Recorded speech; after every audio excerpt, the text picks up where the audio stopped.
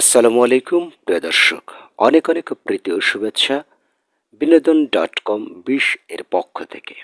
শকুনের বুদ্ধির কাছে কেন মানুষ পরাজিত? কেন মানুষের বুদ্ধির চেয়ে শকুনের বুদ্ধি বেশি হলো? প্রিয় দর্শক, আজকের ভিডিওটি থাকছে একটি শিক্ষামূলক ঘটনা নিয়ে। আশা করছি আজকের ভিডিওটি আপনাদের অনেক অনেক ভালো লাগবে। একজন সচেতন মানুষ হিসেবে অবশ্য প্রত্যেকেরই আজকের এই গল্পটি অনুধাবন করা উচিত। সো কথা না বলে শুরু করছি আজকের গল্পটি। এক শকুনের বাচ্চা তার বাবার কাছে বায়না ধরল, বাবা, আমি মানুষের মাংস খাবো। শকুন বলল, ঠিক আছে বেটা, সন্ধ্যার সময় এনে দেব। শকুন উড়ে গেল আর আসার সময় মুখে এক টুকরো শূকরের মাংস নিয়ে এসে বাসায় রাখলো।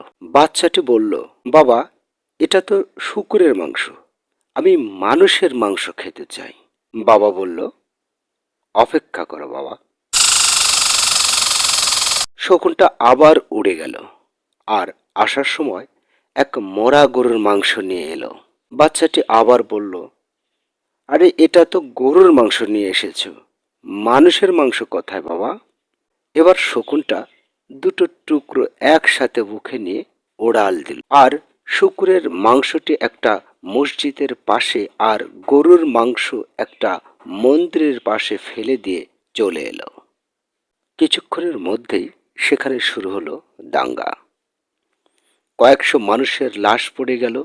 তখন গাছের ডাল থেকে নেমে বাপ বেটা মিলে খুব তৃপ্তিতে মানুষের মাংস খেল। বাচ্চাটা খেতে খেতে জিজ্ঞেস করছে, বাবা, এত মানুষের মাংস এখানে কি করে এলো? শকুন বলল, এই মানুষ জাতটাই এরকম। সৃষ্টিকর্তা এদেরকে সৃষ্টির সেরা জীব মানুষ হিসেবে সৃষ্টি করেছেন, কিন্তু ধর্ম আর রাজনীতির নামে এদেরকে আমাদের থেকেও হিংস্র বানানো যেতে পারে। বাচ্চাটি বলল, তুমি ধর্মকে ব্যবহার করলে কেন? কতগুলো নিরীহ লোক মারা গেল, রাজনীতি করলেই পারতি। বাবা হেসে হেসে উত্তর দিল, আরে তা তো নিরীহ লোকগুলোই মারা পড়তো। ধর্মটা আবেগের জায়গা, তাই ফলাফলটাও তাৎক্ষণিক। তুমি আজই খেতে চেয়েছিলে, রাজনীতিটা তো কুটিল এবং জটিল। এটি শুরু হতে সময় নেয়, কিন্তু হলে আর থামে না। বাচ্চা বলল, তোমার অনেক বুদ্ধি বাবা। শকুনটি বলল, আরে ধুর, এটা তো আমি মানুষের কাছ থেকেই শিখছি। এদের একটা অংশ যখনই কোনো অনিষ্ট করার চেষ্টায় ব্যর্থ, তখনই সহজ রাস্তা হিসেবে হয় ধর্মকে নয়তো রাজনীতিকে ব্যবহার করে।